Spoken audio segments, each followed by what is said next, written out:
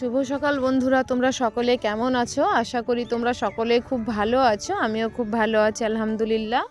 তো দেখতেই পাচ্ছ প্রত্যেক দিনের মতো আজকেও খুব সকাল সকাল ঘুম থেকে উঠে আমি কাজ করতে শুরু করে দিয়েছি। আর আজকে আমার ঘুম থেকে উঠে প্রথম কাজ ছিল ফুল গাছে জল দেওয়া। যেহেতু অনেক ফুল ফুটেও ছিল, আবার অনেক কড়িয়েও এসেছিলো গাছে, তো দেখতেও খুব ভালো লাগছিল।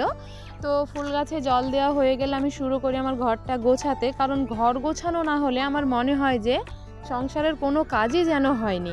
মানে কেমন একটা অগোছালো অগোছালো ভাব চলে আসে। তো ঘর তো গোছাতেই হবে, আর যেহেতু আমার একটা পুচকু আছে তো ও বাড়ি এসেছিলো, আর ওর কারণে তো এটা সেটা একটু এদিক ওদিক হয়ই। তো ঘরটা আমাকে প্রত্যেক দিন অন্তত দুবেলা তো গোছাতেই হয়। তো সকালবেলাতে যেটা না গোছালেই না, তো সকালবেলায় খুব সুন্দর আমি ঘরটা দেখতে পাচ্ছ গুছিয়ে নিচ্ছিলাম। আর আজকে ঘর গোছানোর পরেও আমার প্রচুর কাজ বাকি ছিল, যেগুলো আমি করার জন্য খুব তাড়াহুড়া করে ঘরটা গোছাচ্ছিলাম।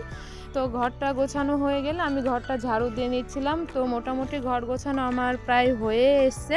তো আমি এদিকে ঘরটা গুছিয়ে নিয়ে চলে গেছিলাম নিচে, কারণ সেখানে আমার অনেক কাজ বাকি ছিল। আর সবচেয়ে বড় যেটা কাজ ছিল, আজকে আমার কিছু জামা কাপড় আমাকে ধুতে হতো।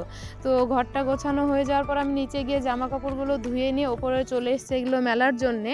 তো আমি জামা কাপড়গুলো মেলছি আর স্কুলের দিকে তাকাচ্ছিলাম, স্কুলের ফিল্ডের দিকে, যেহেতু আমার বাড়ি স্কুলের পাশেই। তো আমার ছাদ থেকে স্কুলটা দেখা যায়।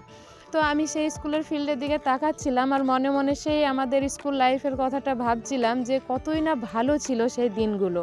তখন হয়তো অনেক বিরক্ত লাগতো, একদিন স্কুলে না আসতে পারলে খুব খুশি হতাম আর ভাবতাম যে কখন এখান থেকে বেরোতে পারবো। তো সত্যি এখন খুব মিস করি সেই দিনগুলো, কারণ মনে মনে ভাবি যদি আবার ফিরে যেতে পারতাম সেই জায়গায়, তাহলে হয়তো কখনোই সেখান থেকে আর আসতে চাইতাম না।